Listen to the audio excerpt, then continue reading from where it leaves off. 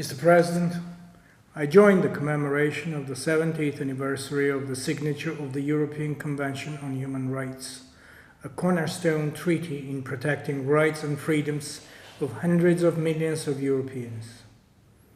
We share the vision of the Council of Europe that the Convention shall cover all Europeans, notwithstanding the status of the territory they live in. Sadly, it is not the case.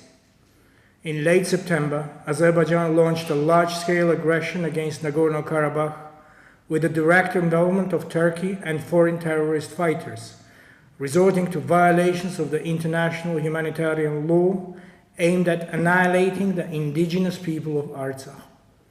The deployment by Turkey of terrorist fighters to Azerbaijan is in violation of at least 3 Council of Europe treaties to which both states are parties.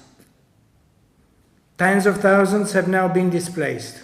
Children, women, elderly, people with disabilities, their houses, infrastructure, religious sites destroyed. The ill treatment and execution of prisoners of war by Azerbaijani armed forces and its terrorist allies constitute serious war crimes. This was acknowledged by the United Nations High Commissioner for Human Rights, who expressed serious concerns on summary execution of Armenian prisoners of war by Azerbaijani troops. Furthermore, Azerbaijani armed forces set on fire forests with the use of white phosphorus, contradicting our recent efforts related to environment and human rights. There is a humanitarian crisis in Artsakh, just as the Secretary General warned. We shared her assessments, just as we agreed with the positions of the Commissioner for Human Rights and the Parliamentary Assembly of the Council of Europe.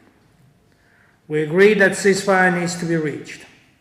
We tried a few times, but Azerbaijan broke it. We agreed that hate speech should be abandoned, but we have been living with anti-Armenian hate speech in 2 of our neighbors for decades.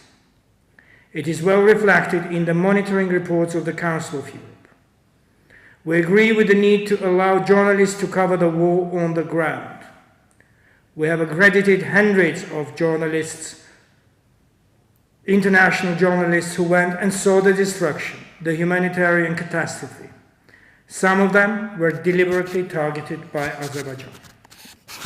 Indeed, we agree with your assessments, with your statements. But statements are no longer enough.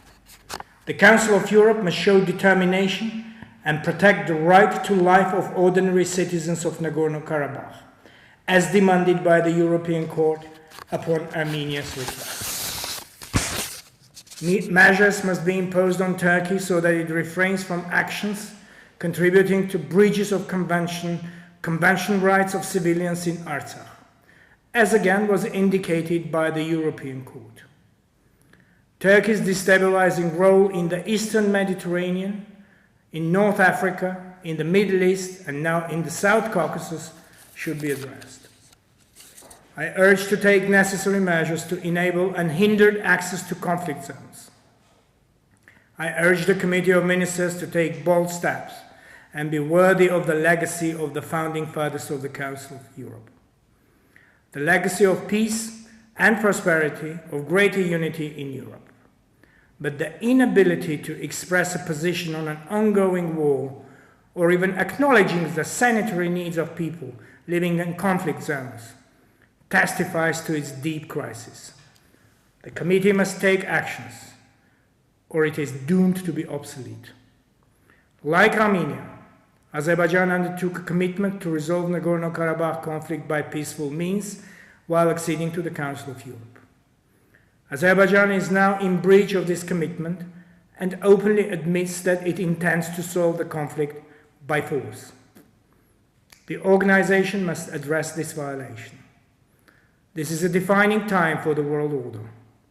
Multilateralism was invented to achieve global peace. Today, multilateralism is in crisis. Its future depends on greater unity of each individual state, and that is the aim of the Council of Europe. We all have our share of responsibility to this end, and we must act soon. The opposite is a crisis, a moral crisis and a crisis of values for the Council of Europe. Thank you.